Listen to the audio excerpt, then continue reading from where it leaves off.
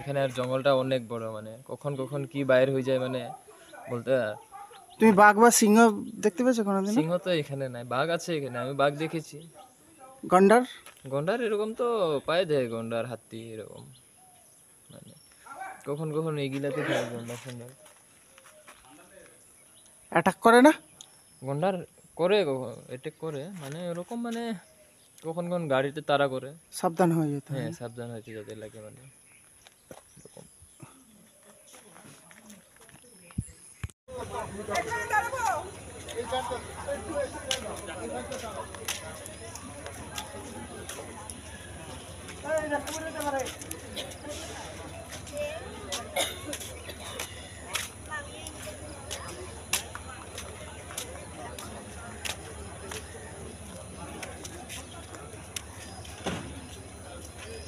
এই যে এনারাও যাবে মানস ভ্রমণে, আমিও যাবো ওনাদের সাথে গাড়িতে।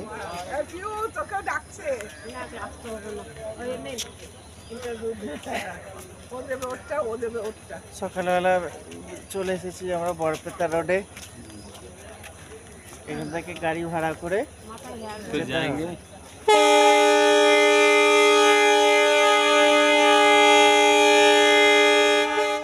বন্ধুরা, আমরা চলে এলাম বরপেটা স্টেশনে।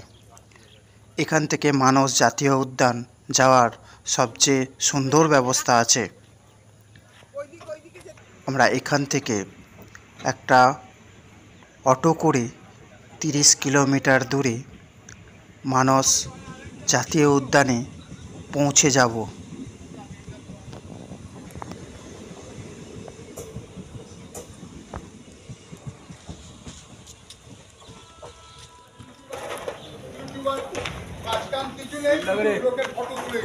এইখান থেকে আমরা অটোগুলো ধরে নিলাম।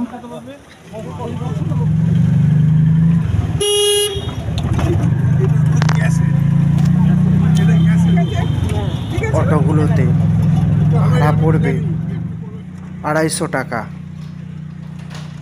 দূরত্ব 29 কিলোমিটার।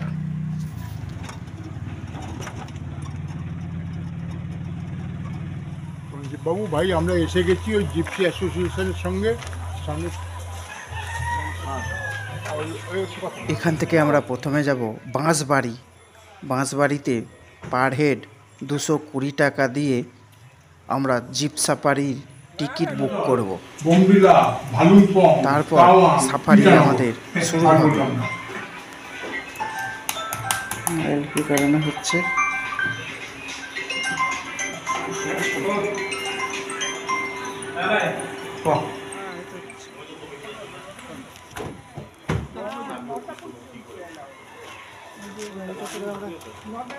রেডি হলাম।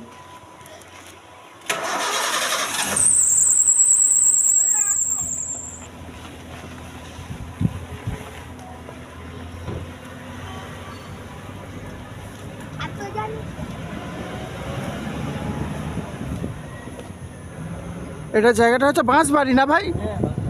বাঁশবাড়ি থেকে আমরা শুরু করলাম যাত্রা।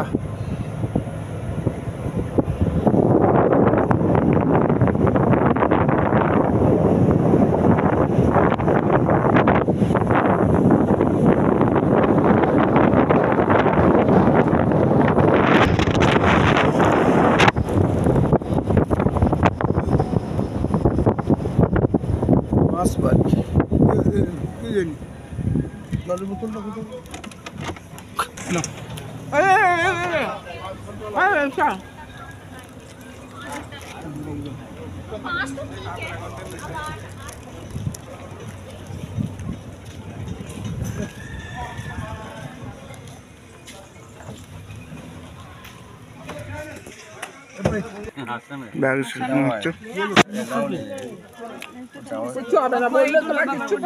উল্টানো ভেতরে দিয়ে দিন।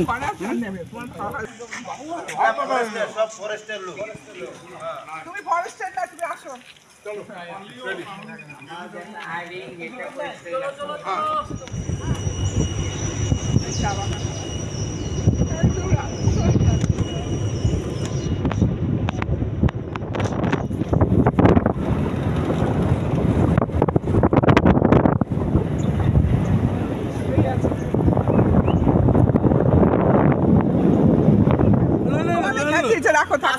হ্যাঁ হ্যাঁ হ্যাঁ ঠিক আছে কই তোমরা খেলে খেও হ্যাঁ আমরা তোমাদের খেতে ইচ্ছা হলে খেও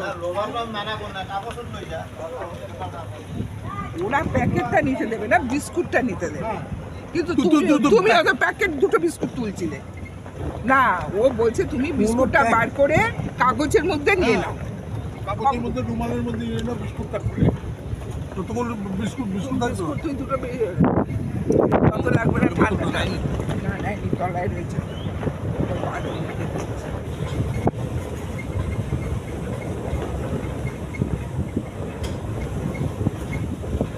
মানস কেবল তার সমৃদ্ধ জীব বৈচিত্র্যের জন্যই নয়, বরং এর দর্শনীয় দৃশ্য এবং প্রাকৃতিক ভূদৃশ্যের জন্যও স্বীকৃত। পূর্ব হিমালয়ের পাদদেশে অবস্থিত এই অভয়ারণ্যটি পার্কের উত্তর সীমানা ভুটানের আন্তর্জাতিক সীমান্তের সংলগ্ন, যা ভুটানের বিশাল পাহাড় দ্বারা প্রকাশিত। এই মানসের উত্তর প্রান্তটি শেষ হয়েছে ভুটানের বেকি নদীর পাশে। বনভূমির পটভূমিতে রুক্ষ পাহাড়ের ওপর প্রবাহিত উত্তাল নদী, যার নাম বেকি, পলিমাটি, তৃণভূমি এবং গ্রীষ্মমণ্ডলীয় চিরহরিৎ বনের প্রশান্তির সাথে মিলিত এই জঙ্গলটি। রেঞ্জাররা থাকে।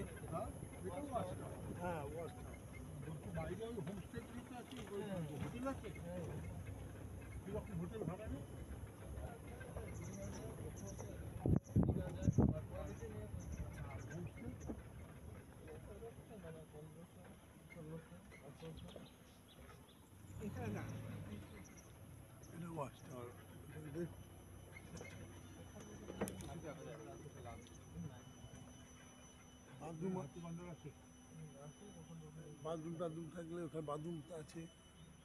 কি করবো আমরা এখানে?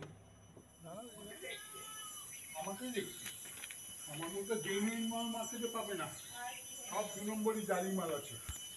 11:30 বেরিয়ে বরপেটা স্টেশনে চলে যাবো, একটু সামান্য কিছু খেয়েছে।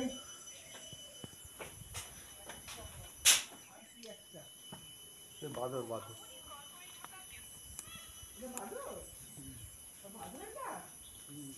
দেখা যাচ্ছে না।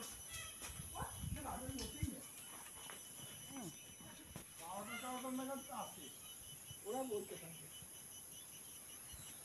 এটা তো নতুন উদ্বোধন হচ্ছে।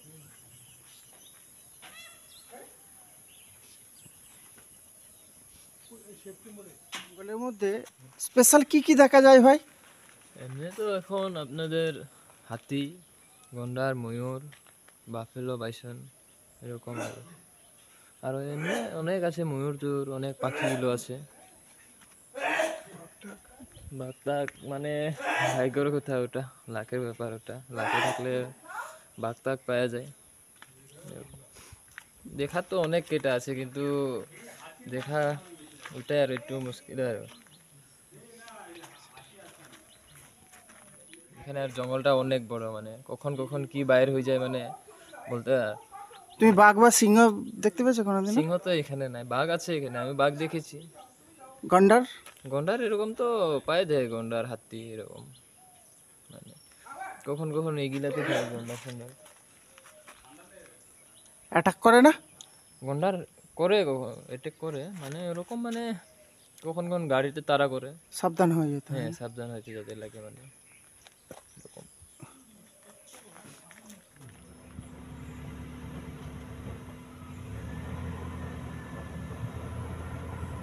চলো, কি দেখলাম? মুরগি দেখলাম, একটা কি পাখি দেখলাম, আর বিড়াল দেখলাম। আর কি দেখাবে? কাক টাক দেখাবে?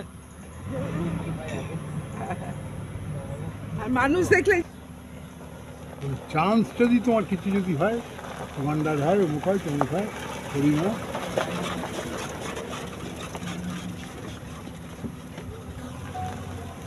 লোকটা এসেছে।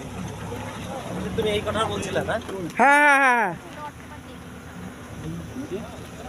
কি কার কাছে? ওই লোকটা এসে, কালো চশমা পরা লোকটা।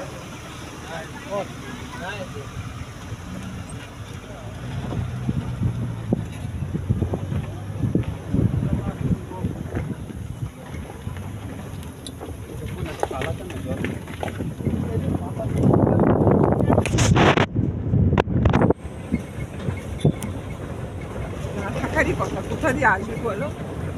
বড় বড় গাছপালা।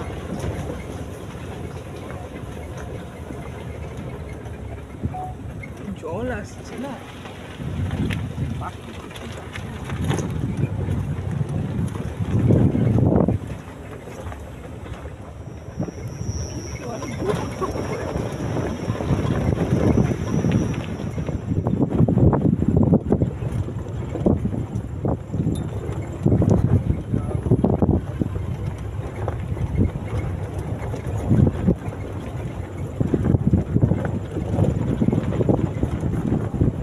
এই স্থানটি বাঘ, বৃহত্তর সিংহযুক্ত গন্ডার, জলাভূমি হরিণ, বেঙ্গল ফ্লোরিকান সহ বিরল এবং বিপন্ন প্রজাতির জন্য গুরুত্বপূর্ণ এবং কার্যকর আবাসস্থল। ভারতীয় উপমহাদেশের সংরক্ষিত অঞ্চলগুলির মধ্যে মানসের ব্যতিক্রমী গুরুত্ব রয়েছে। এই অঞ্চলের সবচেয়ে গুরুত্বপূর্ণ অবশিষ্ট প্রাকৃতিক অঞ্চলগুলির মধ্যে একটি, যেখানে বিপুল সংখ্যক বিপন্ন প্রজাতির বিশাল জনসংখ্যা এখনও টিকে রয়েছে। চলো চলো, একটুখানি সামনে দেখো, 4টে ময়ূর সামনে। এই যে এবার ময়ূর আছে খানিকটা। মই দেখতে হবে, ময়ূরই দেখতে হবে। হ্যাঁ, ওটা সাদা কি পাখিটা দূরে বসে আছে, এই যে ময়ূর। ওই দেখতে ময়ূর, এইটা মেয়ে ওই দেখ। ছেড়ে ছিল। ওই যে একটাই মেলে, বাকি যেটা ছিল তিনটা ছিল। ওই ধরো একটা, এই দেখো।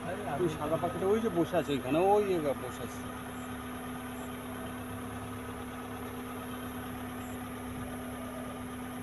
তুমি দেখ ময়ূর, অনেক ময়ূর।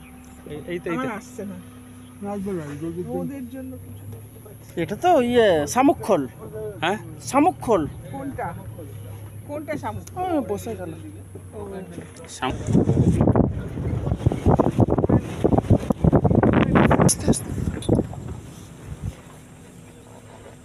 এগুলো বাচ্চা, হ্যাঁ। এগুলো বাচ্চা বাচ্চা না, মেয়ে মেয়ে এগুলো। এই উড়ে গেল, কি সুন্দর উড়ে গেল। দারুণ না?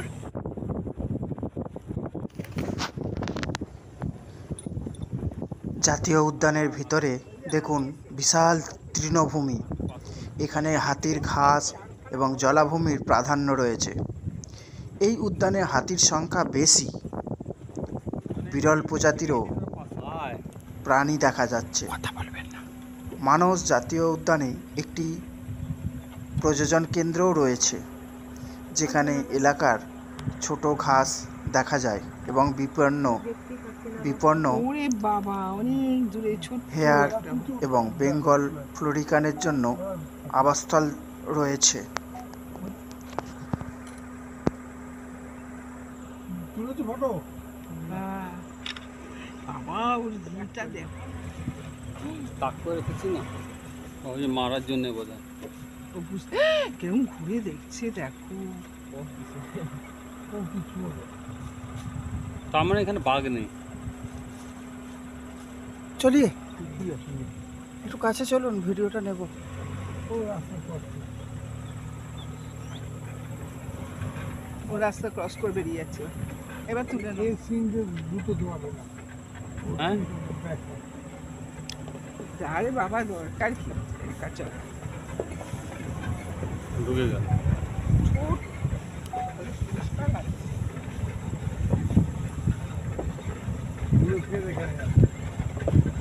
ও আবার আছে। হায় হায় হায় হায় হায়। তো তাই করতে হবে, চলো।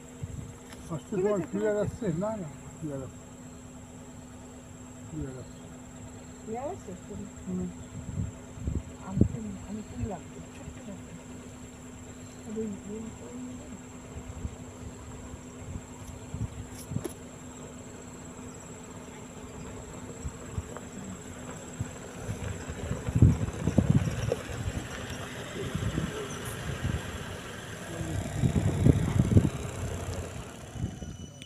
এই জঙ্গল সাফারি শুরু হয় সকাল 6টায় এবং শেষ হয় 4:50।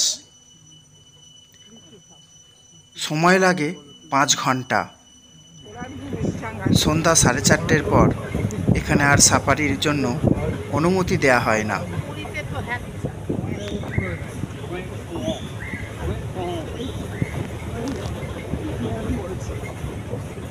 জঙ্গলের মধ্যে ঘণ্টার ধ্বনি সবসময় শোনা যায়।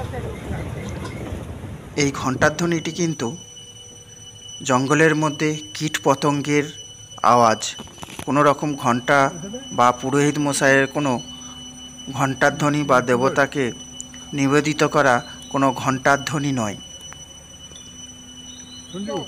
হ্যাঁ চলো। অনেক দূরে আছে।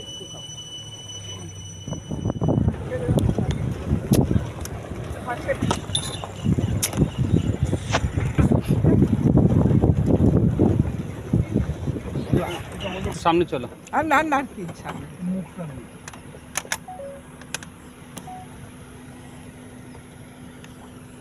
আমাদের তো হবে না।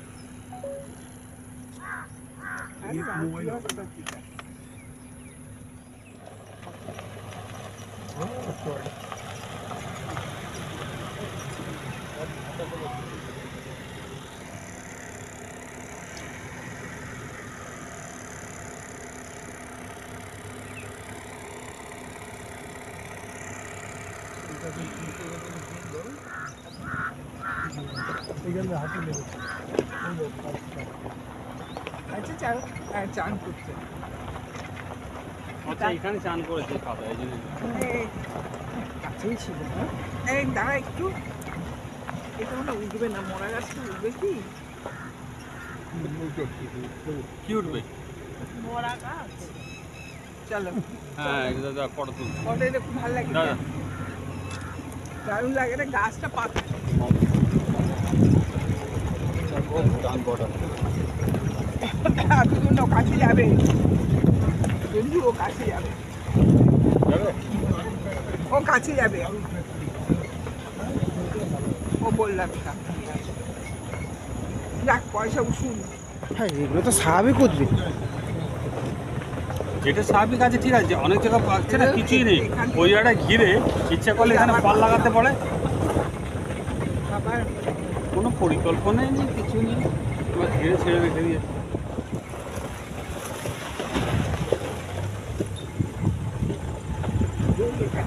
আমরা তো লাভবান না। আমরা দেখে নিয়েছি জঙ্গলে যা দেখেছি এটা দেখাটাও ভাগ্যে ভাগ্যে। এই রাস্তায় ফিরবো। ও বাঙালি জানো কুছ মিলা, কুছ মিলা। বললাম নেই, পেয়েছি পাইনি।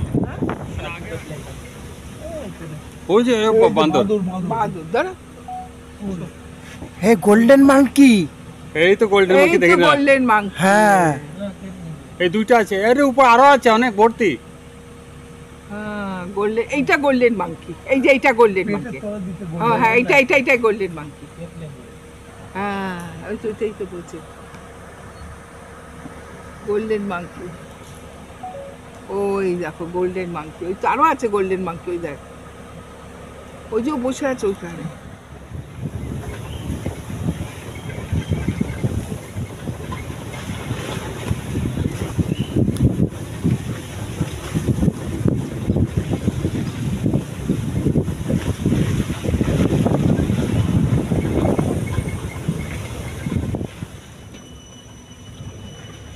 এই বড় এই পাহাড় দেখো। আরে না, হিমালয়।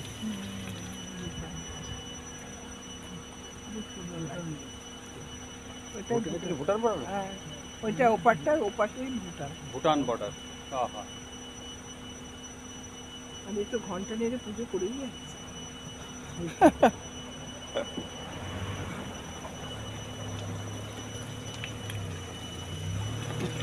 মনে হচ্ছে ঠাকুর মশাই ঘন্টা নেড়ে আরতি করেই চলেছে।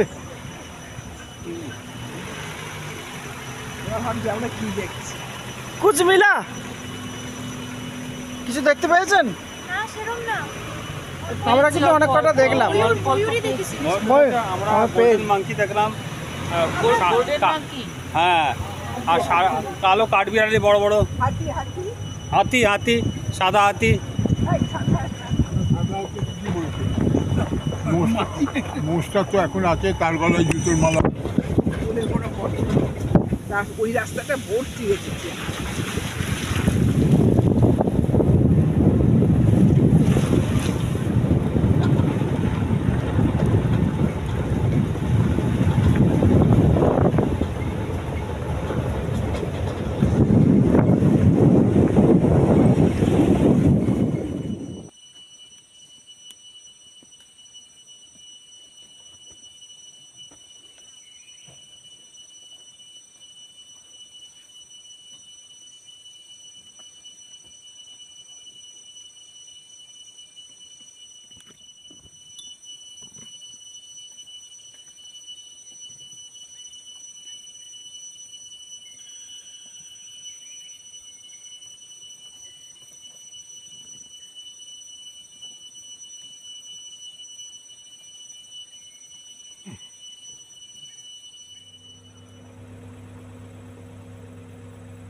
একটু চুমু খেয়ে আসবো।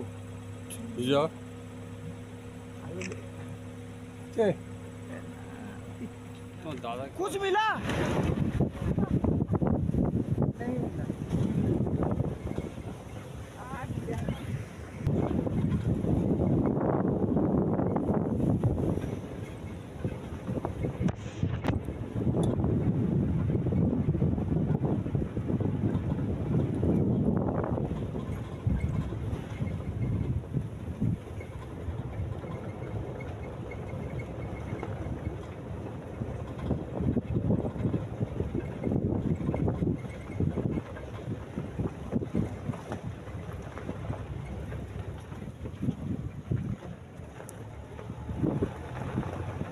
শুরু হয়ে গেল পাহাড়। হ্যাঁ,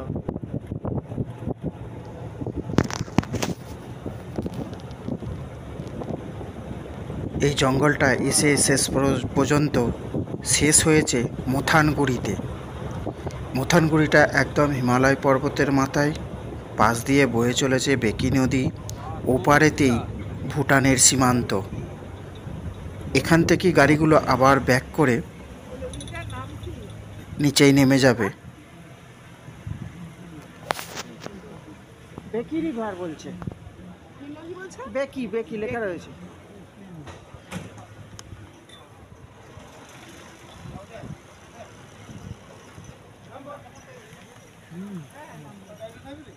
অনেকক্ষণ বসেছিল।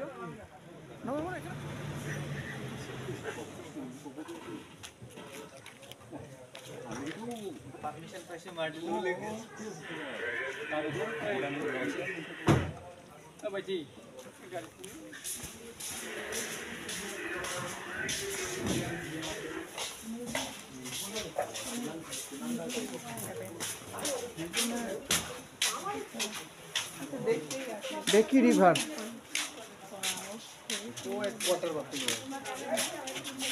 अच्छा जो नदी का अंदर है।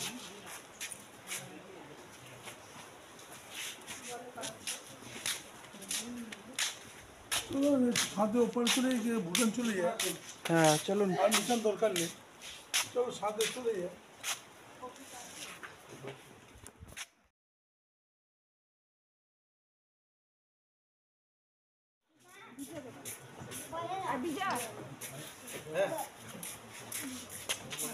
ये कैमरा को दी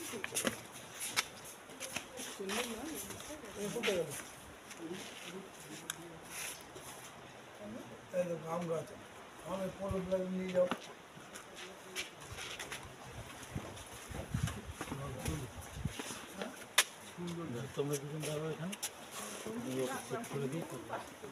ক্যামেরা দিয়ে তুমি একটা দেখো আমার চিনি না। হ্যাঁ, তার ছেলে বলছি যে ওখানে আপনার কোথায় হাইওয়ে 20 কিলোমিটার দূরে আবার বার করবি ছবি। बाबा नहीं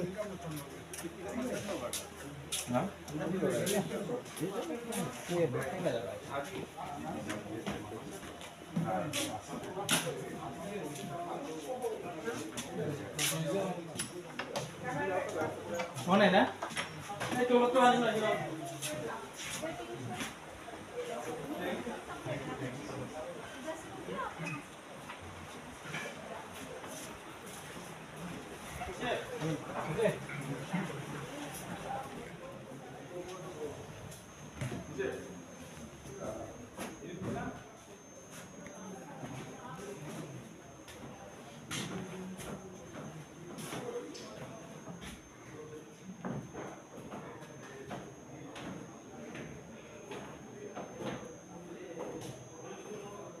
ওখানে একটা বাঘ আছে, মানে কি কি আছে মানুষের সেগুলো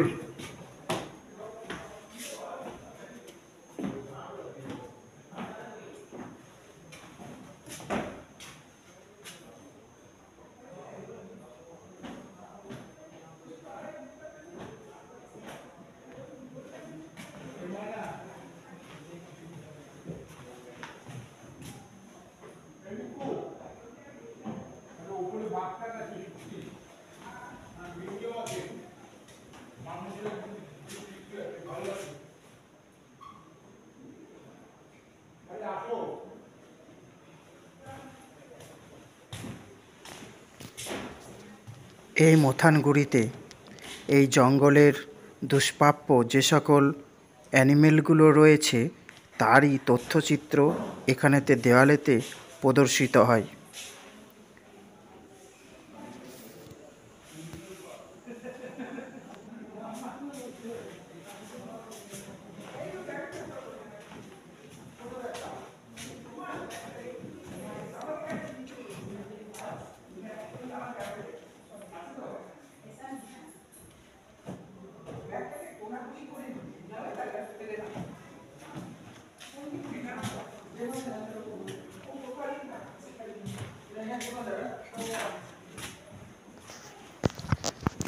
বন্ধুরা, এই ভিডিওটা এখানেই শেষ করলাম। দেখা হচ্ছে নতুন ভিডিওতে খুব শীঘ্রই।